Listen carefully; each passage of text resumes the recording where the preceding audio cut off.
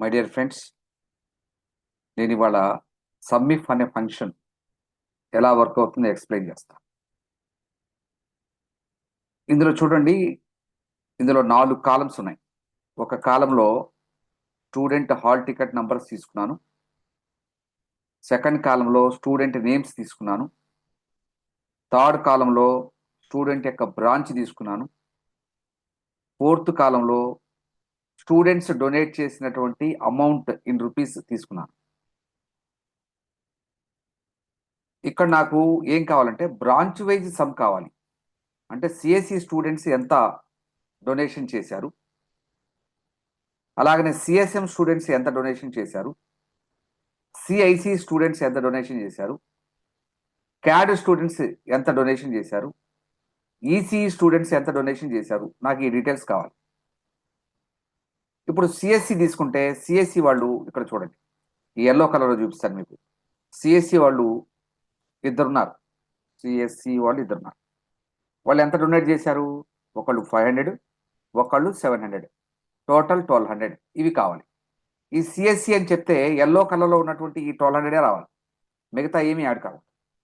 Suppose CSM అన్న, CSM అన్న వెంటనే సిఎస్ఎం వాళ్ళు ఎవరున్నారు? ఇదిగో వీళ్ళు సిఎస్ఎం, తర్వాత ఇది కూడా సిఎస్ఎంఏ, తర్వాత ఇది కూడా సిఎస్ఎంఏ, తర్వాత ఇది కూడా సిఎస్ఎం.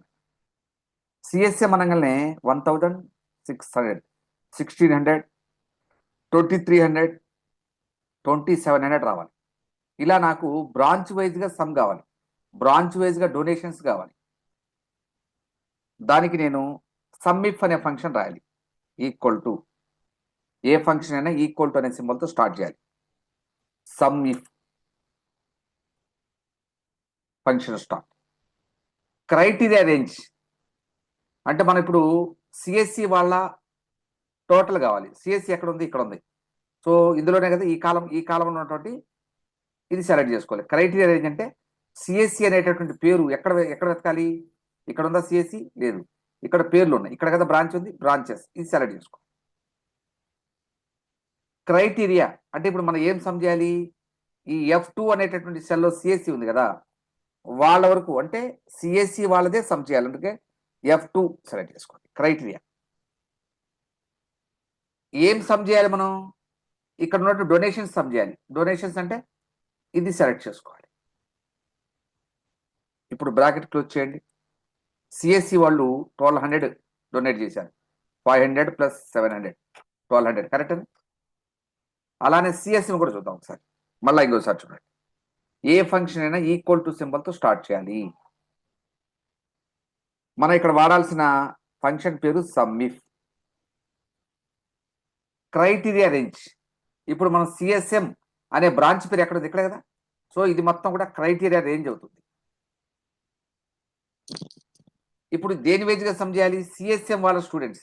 సిఎస్ఎం అనేది ఎక్కడ ఉంది? ఇక్కడ F3 అనే సెల్లో ఉంది. F3 అనే సెల్లో సిఎస్ఎం. తర్వాత మనం సమ్ రేంజ్, సమ్ ఎక్కడ చేయాలి? ఈ డొనేషన్స్ లో ఇక్కడ సమ్ చేయాలి. ఈక్వల్ టు చూడండి, 2700 సిఎస్ఎం వాళ్ళు డొనేట్ చేశారు. ఇదే ఫార్ములా కిందకి లాగితే మనం డ్రాగ్ చేస్తే సిఐసి వాళ్ళు 2200, క్యాడ్ వాళ్ళు 400, ఈసీ వాళ్ళు 500, ఇలా వస్తుంది. Right, thank you.